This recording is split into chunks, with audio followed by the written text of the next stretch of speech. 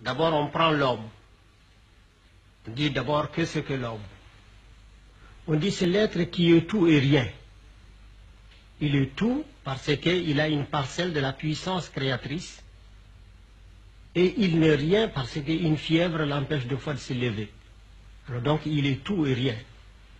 Et alors, on dit, quelle est la vie de l'homme? Alors la vie de l'homme est subdivisée en 9 degrés. Mais chaque degré, et puis ces 9 degrés sont encore subdivisés en 3 étages. Et chaque étage a 3 degrés. Et chaque degré correspond à 7 ans. Ainsi, de la naissance jusqu'à la 7e année, on est au premier degré du degré inférieur. C'est-à-dire l'enfant est à l'école de sa mère. Il n'obéit qu'à sa mère, il ne croit qu'à sa mère. Tout ce qu'on lui dit, il vient demander à sa mère, est-ce que papa m'a dit ça, est-ce que c'est vrai? Ou bien j'ai vu ça, est-ce que c'est vrai?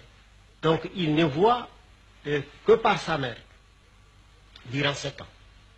Le deuxième septénaire, il passe à l'école de l'extérieur.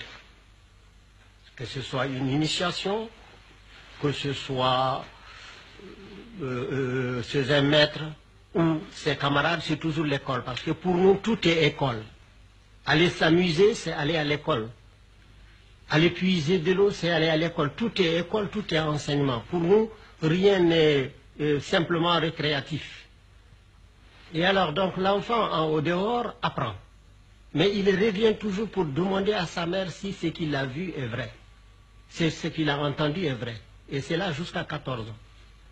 À partir de 14 ans, c'est-à-dire le deuxième septénaire passé, l'enfant commence à être une personnalité, c'est séparant de sa mère, parce qu'il va vers sa 21e année, il commence à dire à sa mère, non, tu n'as pas compris, c'est pas comme ça. Il commence à raisonner. Et alors à 21 ans, il a fini le petit cycle. Alors, il est censé avoir fait un premier tour dans toutes les initiations. On lui a parlé des êtres vivants, immobiles.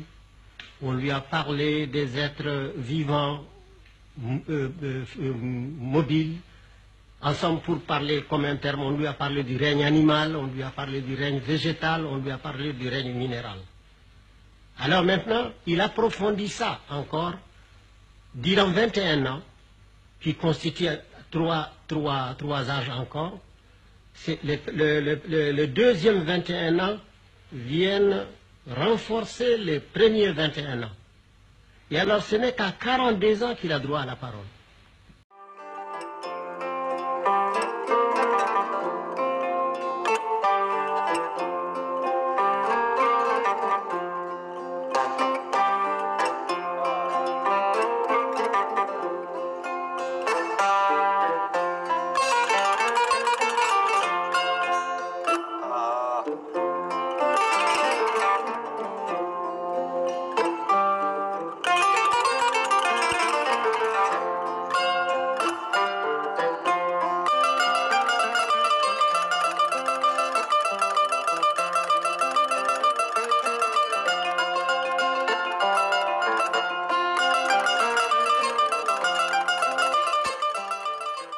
Là, on dit qu'il est un homme fait. Et quand il commence à parler, on dit, ah, il va entrer dans la classe des vieux. Alors, on lui dit, mais quel est ton âge? Si, par exemple, vous dites 35 ans, on dit, attendez, les 42 ans. Et maintenant, lorsqu'il a atteint 42 ans, il a droit à la parole. C'est-à-dire, il a encore 21 ans à enseigner obligatoirement. On doit exiger de lui, il faut qu'il rentre. C'est qu'en 21 ans, il a pris dans sa jeunesse, il a mûri dans son âge d'homme, il faut qu'il le rende dans son âge de vieillesse, c'est-à-dire jusqu'à 63 ans. Alors à partir de 63 ans, chez le peuple, on dit il est hors du parc. C'est comme une espèce de retraité. On ne peut plus exiger de lui, mais il peut donner lui, parce qu'il peut bénéficier de la vie. Mais il est considéré comme terminé à 63 ans.